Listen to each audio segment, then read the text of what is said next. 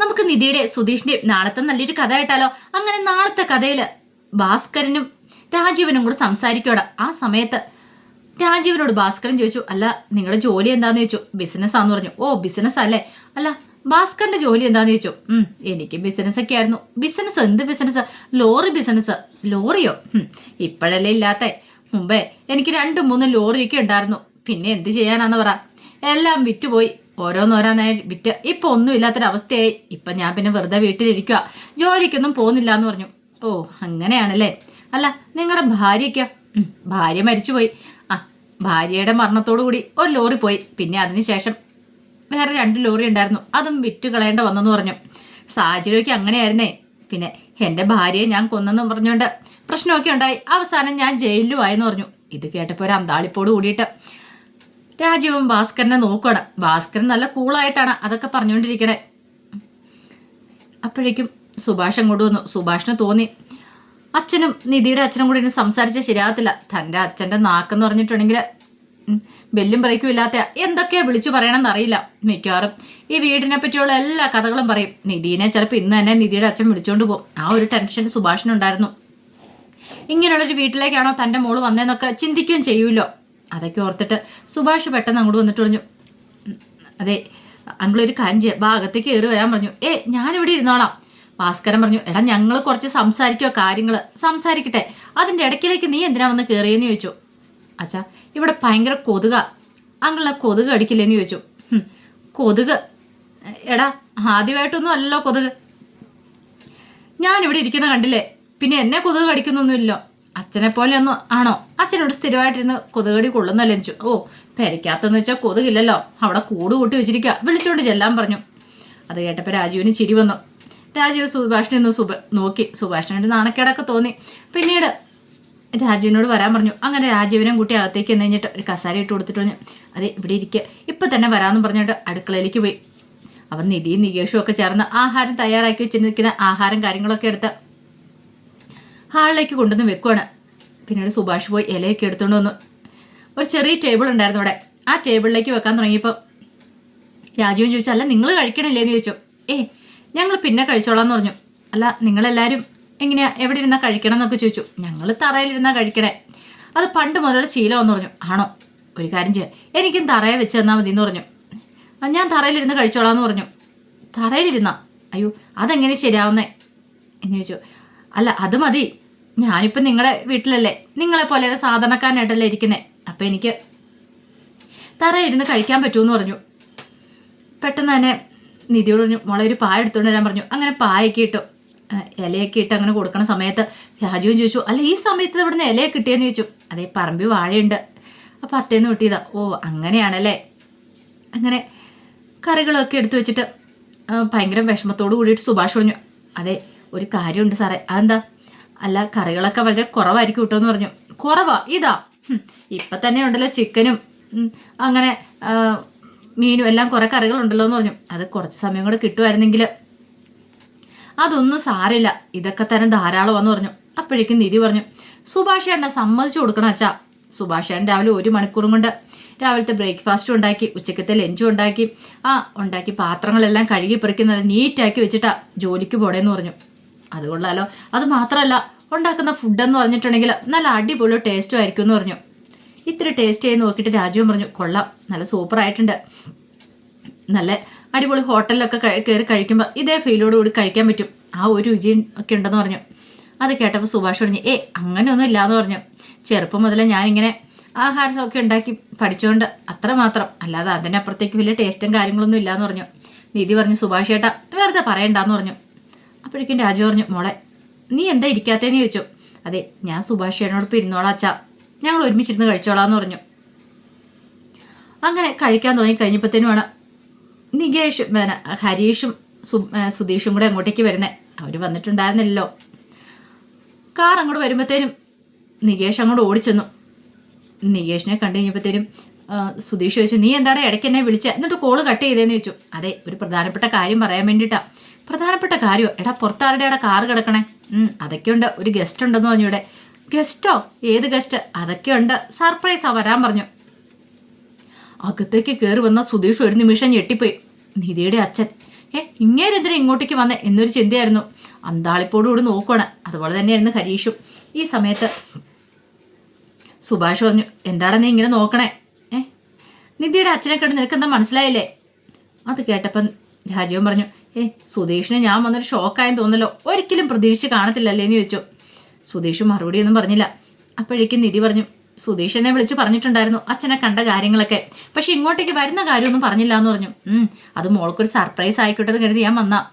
സുഭാഷ് പറഞ്ഞു, അതെ, നിധിയുടെ അച്ഛന് ഇവിടെ വന്നു കഴിഞ്ഞപ്പോഴാണ് ഞങ്ങളും കാര്യങ്ങളൊക്കെ അറിയുന്ന, വഴിക്ക് വെച്ച് ഞാൻ കണ്ടായിരുന്നു, അതുകൊണ്ട് ഞാൻ ഇങ്ങോട്ട് കൂട്ടിക്കൊണ്ട് പോന്നെന്ന് പറഞ്ഞു. ഇങ്ങോട്ടേക്ക് വരുന്ന കാര്യം നിധിയോട് വിളിച്ചു പറഞ്ഞിട്ടൊന്നും ഇല്ലായിരുന്നു പറഞ്ഞു. ഈ സമയം രാജുവൻ ചോദിച്ചു, അല്ല നിങ്ങൾ കഴിക്കണില്ല, ബാ വന്നിരിക്കാനൊക്കെ പറഞ്ഞു. എന്ത് ചെയ്യണമെന്ന് അറിയത്തില്ല. അപ്പോഴേക്കും സുഭാഷ് പറഞ്ഞു, എടാ പോയി കഴിയിട്ട് വാ, ഞാൻ ഇല വെക്കാമെന്ന് പറഞ്ഞു. അങ്ങനെ ഹരീഷും സുധീഷും കൂടെ അപ്പുറത്തേക്കും കൂടെ പോയി. പിന്നീട് ഹരീഷിനെ വിളിച്ച് മാറ്റിയെടുത്ത് സുധീഷ് പറഞ്ഞു, ഇയാൾ എന്തൊക്കെയോ പ്ലാൻ ചെയ്താ വന്നിരിക്കണേന്ന് പറഞ്ഞു. പ്ലാൻ ചെയ്തോ? എന്ത് പ്ലാൻ ചെയ്തിട്ടാ? എനിക്ക് തോന്നേ നിധിയെ കൊണ്ടുപോകാനുള്ള എന്തോ പുറപ്പെടാൻ തോന്നേ, എന്നെ വെല്ലുവിളിച്ചല്ലേന്ന് ചോദിച്ചു. ഹരീഷ് പറഞ്ഞു, അങ്ങനെയാണ് സൂക്ഷിച്ചോടെ മോനെ, മിക്കവാറും പോകുമ്പോൾ മോളെയും കൊണ്ടായിരിക്കും പോന്നേ. എനിക്ക് ജീവനുണ്ടായാൽ നടക്കില്ല, അവളെ ഞാൻ അങ്ങനെ വിട്ടുകൊടുക്കാൻ പോകുന്നില്ല എന്ന് പറഞ്ഞു. ആ സമയത്ത് സുഭാഷ് വിളിച്ചു, നിങ്ങളവിടെ എന്തെടുക്കുക വരാൻ പറഞ്ഞു. അങ്ങനെ ഒടുവിൽ അവർ രണ്ടുപേരും കൂടെ അകത്തേക്ക് കയറി ചെന്നു കഴിഞ്ഞപ്പോൾ ഫുഡൊക്കെ വിളമ്പി കൊടുക്കുകയാണ് നിധി സുഭാഷും കൂടെ ചേർന്നിട്ട്. പക്ഷെ ആഹാരം കഴിക്കാനായിട്ട് സുധീഷിന് പറ്റുന്നുണ്ടായിരുന്നില്ല. വല്ലാത്തൊരു ടെൻഷനായിരുന്നു. സുധീഷ് ഇങ്ങനെ ആഹാരത്തിനകത്ത് കൈയിട്ടുകൊണ്ടിരിക്കുമ്പോഴത്തേനും സുഭാഷ് ചോദിച്ചു, നീ എന്താടാ ആലോചിക്കുന്നത്? നീ എന്താ ആഹാരം കഴിക്കാത്തതെന്ന് ചോദിച്ചു. ഒന്നുമില്ല ഏട്ടാന്ന് പറഞ്ഞു. എങ്കിൽ പിന്നെ കഴിക്കാൻ നോക്ക്. എനിക്ക് തോന്നേ ഇവൻ ഇപ്പോഴും വിശ്വസിക്കാൻ പറ്റിയിട്ടില്ലെന്ന് തോന്നേ നിധിയുടെ അച്ഛൻ വന്നേ. ശരിയല്ലേടാ, ഞാൻ പറഞ്ഞ സത്യമല്ലേന്ന് ചോദിച്ചു. തലയാട്ടാനോ സുധീഷിന് പറ്റുണ്ടായിരുന്നുള്ളൂ. കാരണം വെല്ലുവിളിയും കാര്യങ്ങളൊന്നും ആരോടും പറഞ്ഞിട്ടില്ല. ആകെപ്പാടെ ഹരീഷിനോട് മാത്രമേ പറഞ്ഞിട്ടുള്ളൂ. സുഭാഷിനോടും നിധിയോടും ഒന്നും പറഞ്ഞിട്ടില്ല. അത് അറിഞ്ഞു കഴിഞ്ഞിട്ടുണ്ടെങ്കിൽ അവർക്ക് വിഷമാവും. അതുകൊണ്ട് മാത്രമാണ് അവനത് പറയാതിരുന്നത്. അങ്ങനെ ആഹാരമൊക്കെ കഴിച്ചു കഴിഞ്ഞപ്പം സുഭാഷ് എന്ത് ചെയ്തു, കുറച്ച് പഴമൊക്കെ കൊണ്ടുവന്ന് വെച്ചിട്ട് രാജുവിനോട് പറഞ്ഞ് കഴിക്കാൻ പറഞ്ഞു. അപ്പോഴേക്കും രാജുവും പറഞ്ഞു, ഇപ്പം കഴിച്ചല്ലേ ഉള്ളൂ, ഇതിൻ്റെ പുറമെ എങ്ങനെ ഇനി പഴം കൂടെ കഴിക്കണമെന്ന് പറഞ്ഞു. ഭാസ്കരൻ പറഞ്ഞു, എടുത്ത് കഴിക്കുക, നല്ല മധുരമുള്ള വാഴപ്പഴം, ദേ നമ്മുടെ ഈ വീട്ടുമുറ്റ് തന്നെ ഉണ്ടായതാന്ന് പറഞ്ഞു. വിഷമൊന്നും അടിക്കാത്തതുകൊണ്ട് ധൈര്യമായിട്ട് കഴിക്കാമെന്ന് പറഞ്ഞു. അങ്ങനെ രാജുവിനും അത് കഴിച്ചു. പിന്നീട് രാജുവും പറഞ്ഞു, ഇവിടം വരെ വരണം, എൻ്റെ മോള് സന്തോഷമായിട്ട് ആണോ ഇരിക്കണമെന്ന് അറിയണം, അത്രമാത്രം എനിക്ക് ആഗ്രഹം ഉണ്ടായുള്ളൂ. അതെന്താളും കണ്ടു, സമാധാനമായി, ഇനി എനിക്ക് സന്തോഷത്തോടെ തിരിച്ചു പോകാമെന്ന് പറഞ്ഞു. അപ്പം ശരി എന്നൊക്കെ പറഞ്ഞു രാജീവിന് എഴുന്നേറ്റു. പിന്നീട് ഭാസ്കറിൻ്റെ അടുത്തേക്ക് എന്നിട്ട് പറഞ്ഞു, അതെ എനിക്കൊരു കാര്യം നിങ്ങളോട് ചോദിക്കാനുണ്ടെന്ന് പറഞ്ഞു. ഇത് കേട്ട് ഭാസ്കരൻ ചോദിച്ചു, എന്നോടോ? എന്ത്? അല്ല, എൻ്റെ മോളെ മരുമോനെയും കൂട്ടിക്കൊണ്ട് ഞാൻ പോയിക്കോട്ടെ, ഒരാഴ്ച കഴിഞ്ഞിട്ട് വിടാം, ഒരാഴ്ച അവരവിടെ വന്ന് നിൽക്കട്ടെ എന്ന് പറഞ്ഞു. ഇത് കേട്ടപ്പം സുധീഷ് ഞെട്ടിപ്പോയി. ദൈവമേ, പണി പാളി എന്നുള്ള കാര്യം മനസ്സിലായി. പെട്ടെന്ന് തന്നെ സുധീഷ് ചാടി പറഞ്ഞു, അതൊന്നും വേണ്ട, ഞങ്ങൾ പിന്നെ ഒരിക്കൽ വരാം, എന്താണെങ്കിലും ഇനിയിപ്പം നാളെ വരത്തില്ല എന്ന് പറഞ്ഞു. അപ്പോഴേക്കും ഭാസ്കരൻ പറഞ്ഞു, എന്താ പെട്ടെന്ന് ഇങ്ങനെ കൂട്ടിക്കൊണ്ട് പോകാനായിട്ട്? ഇനിയിപ്പോൾ കൊണ്ടുപോയിട്ട് തിരിച്ചു വിടാതിരിക്കാൻ വേണ്ടിയിട്ടാണോ എന്ന് ചോദിച്ചു. രാജുവും പറഞ്ഞു, ഞാൻ എൻ്റെ മോളെ മാത്രമല്ല വിളിക്കുന്നത്, നിങ്ങളുടെ മോനെയും കൂടെ വിളിക്കുന്നുണ്ടല്ലോ, അപ്പം രണ്ടുപേരും കൂടെ ഒരുമിച്ചല്ലേ വരാൻ പറയണേ, അതുകൊണ്ട് സംശയിക്കേണ്ട കാര്യമൊന്നുമില്ലെന്ന് പറഞ്ഞു. ആ സമയത്ത് സുഭാഷൊക്കെ നിധിയെ നോക്കുവാണ്. നിധി പറഞ്ഞു, അല്ലാച്ചാ അത് പിന്നെ ഞാൻ മോളെ നിനക്ക് വരാൻ വല്ല ബുദ്ധിമുട്ടുണ്ടോ?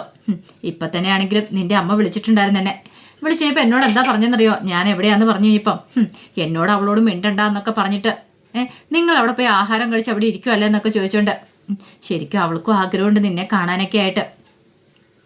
ഇത് കേട്ടപ്പം നിധി ഒന്നും മിണ്ടാതെ സുധീഷിൻ്റെ നേരെ നോക്കുകയാണ്. അപ്പോഴേക്കും സുധീഷ് പറഞ്ഞു, അതല്ല, ഇവൾക്ക് ഇൻ്റർവ്യൂവും കാര്യങ്ങളൊക്കെ ഉണ്ട്, അപ്പോൾ ഇൻ്റർവ്യൂ ഒക്കെ ഉള്ളതുകൊണ്ട് അവിടെ വന്ന് നിന്നിട്ട് ഒരാഴ്ച മാറി നിന്നാൽ ശരിയാകത്തില്ലെന്ന് പറഞ്ഞു.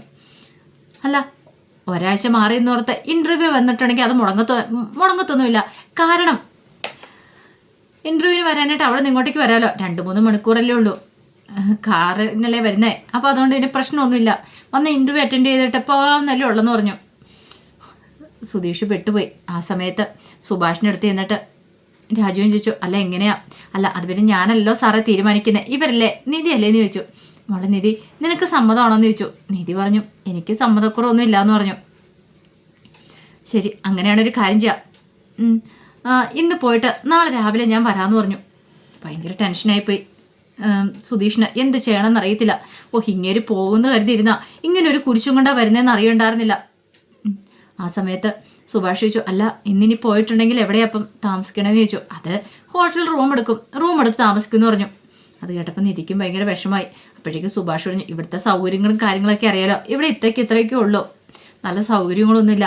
അല്ലായിരുന്നെങ്കിൽ ഇവിടെ ഇത്ര അടുത്ത് വീടുണ്ടായിട്ട് ഹോട്ടലിൽ പോയി കിടക്കാമെന്ന് പറഞ്ഞിട്ടുണ്ടെങ്കിൽ അത് ഞങ്ങൾക്കും ബുദ്ധിമുട്ടുള്ള കാര്യമാണ്.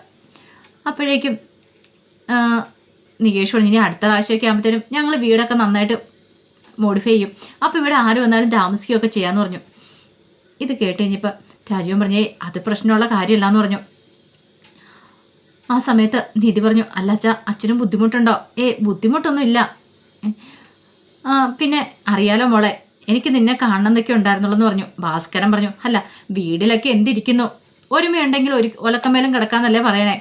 അത് കേട്ടപ്പോൾ രാജീവൻ പറഞ്ഞു, എനിക്ക് ഈ വീട്ടിൽ കിടക്കാനും താല്പര്യമാണ് എന്ന് പറഞ്ഞു. എന്ന് ചോദിച്ചുകൊണ്ട് സുഭാഷ് അന്താളിക്കുവാണ്. സുഭാഷ് ചോദിച്ചു, അല്ല സാറിന് ഈ വീട്ടിൽ നിങ്ങൾ ഇത്ര ആൾക്കാർ താമസിക്കുന്നത്, അതിനകത്തൊന്നും എനിക്ക് പ്രശ്നമില്ല എന്ന് പറഞ്ഞു. സുഭാഷ് പറഞ്ഞു, അത് പിന്നെ ബാത്റൂമൊക്കെ ഒറ്റ ബാത്റൂമുള്ള എല്ലാവർക്കുമായിട്ട് കോമൺ ആയിട്ടെ, അപ്പോൾ സാറിനത് ബുദ്ധിമുട്ടായിരിക്കും എന്ന് പറഞ്ഞു ബാത്റൂമിലൊക്കെ പോകാനായിട്ട്. ഭാസ്കരൻ പറഞ്ഞു, എന്തിനാടാ ഇത്ര ടെൻഷൻ അടിക്കുന്നേ? അതെ, ബാത്റൂമിലല്ലോ പോയി കിടക്കണേ, വീടിനകത്തല്ലേ, പിന്നെ കുറച്ച് സമയം കിടന്നുറങ്ങുന്നതല്ലേ ഉള്ളൂ. ബാത്റൂമിൽ ഒരു 5 മിനിറ്റ് പോയിരുന്ന ജോലിയും കഴിച്ചും കൂടെ ഇറങ്ങിപ്പോരും, അതിനിപ്പം ബാത്റൂമിൻ്റെ പേര് പറഞ്ഞിട്ട് ഒഴിവാക്കേണ്ട കാര്യമുണ്ടോ എന്ന് ചോദിച്ചു. സുഭാഷ് പറഞ്ഞു, അങ്ങനെയാണ് സാറിന് താല്പര്യമാണെങ്കിൽ ഞങ്ങൾക്ക് സന്തോഷമുള്ളൊരു കാര്യം തന്നെയാണ്, ഞങ്ങളിത് ഒരിക്കലും പ്രതീക്ഷിച്ചിട്ടില്ല സാറേ, ഞങ്ങൾക്ക് ഇരട്ടി സന്തോഷമാണെന്ന് പറഞ്ഞു. അത് കേട്ടപ്പം രാജീവൻ പറഞ്ഞു, അതെ എൻ്റെ മോൾ ഇവിടെ അല്ലേ കഴിയണേ, അപ്പം പിന്നെ ഞാൻ ഇവിടെ എന്താ കഴിഞ്ഞാൽ എന്നൊക്കെ പറഞ്ഞു. സുധീഷിന് എന്തോ വലിയൊരു അപകടം എടുത്തു, തന്നെ വെല്ലുവിളിച്ചാണ്, അപ്പം മിക്കവാറും ഇത് അത് തന്നെയായിരിക്കും, തന്നെ ഇവിടെ കൂടെ കൂട്ടിക്കൊണ്ട് പോകാനാണോ എന്നൊരു ചിന്തയൊക്കെയുണ്ടേ. പിന്നീട് പുറത്തേക്ക് വന്നു കഴിഞ്ഞപ്പോൾ ഹരീഷ് പിന്നാലെ വന്നു. ഹരീഷ് വന്നു കഴിഞ്ഞപ്പോൾ സുധീഷ് പറഞ്ഞു, എടാ കണ്ടില്ലേ, അയാൾ മനഃപൂർവ്വമാണെന്ന് പറഞ്ഞു. അത് കേട്ടപ്പോൾ ഹരീഷ് പറഞ്ഞു, എനിക്ക് അങ്ങനെ തോന്നില്ലല്ലോ, ഇതുവരെയുള്ള കാര്യങ്ങളൊക്കെ ഓക്കെയാ, നിന്നെയും കൂടെ വിളിച്ചിട്ടില്ലെന്ന് ചോദിച്ചു.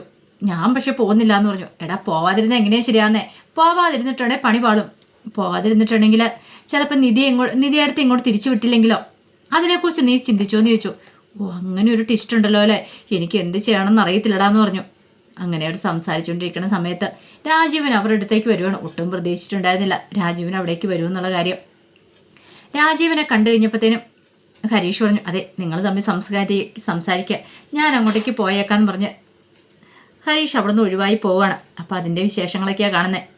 എന്താണെങ്കിലും നല്ലതിന് വേണ്ടിയിട്ടല്ല സുധീഷിനെ നിധി അങ്ങോട്ടേക്ക് വീട്ടിലേക്ക് വിളിക്കുന്ന രാജീവൻ, അതിൻ്റെ പിന്നിൽ വ്യക്തമായ ചില ലക്ഷ്യങ്ങളൊക്കെ ഉണ്ട്. അതൊക്കെ എന്താണെന്ന് നാളത്തെ വിശേഷത്തിൽ വരുമ്പോൾ നമുക്ക് അറിയാട്ടോ. ഇതിൻ്റെ ബാക്കി വിശേഷങ്ങളുമായിട്ട് നാളെ ഉച്ചയ്ക്ക് കാണാവേ. അപ്പോൾ ഒരിക്കൽ കൂടി എല്ലാവർക്കും ശുഭദിനം നേർന്നുകൊണ്ട് നിർത്തുന്നു. നന്ദി.